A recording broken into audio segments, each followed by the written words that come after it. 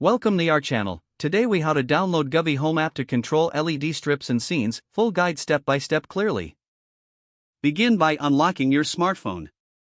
Navigate to your device's App Store. If you're using an Android device, access the Google Play Store. For iPhone users, go to the Apple App Store. In the search bar, type Govee Home and hit search. Locate the Govee Home app in the search results. Verify that the app is published by Govee. Check the app's reviews and ratings for assurance. Click on the download or install button. Once the app is downloaded, open it from your home screen. Upon opening the app, you may need to create an account or log in. Follow the on-screen prompts to set up your account. After logging in, ensure your LED strips are powered on. Enable Bluetooth on your smartphone to connect to the LED strips. Return to the Govee Home app and follow the prompts to add your device. Choose your LED strip model from the list provided. Once your device is successfully connected, explore the app's features.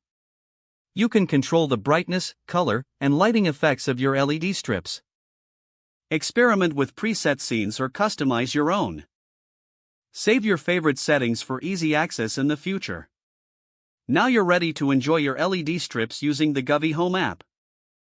If the page does not load, refresh the browser or try again in a private or incognito window.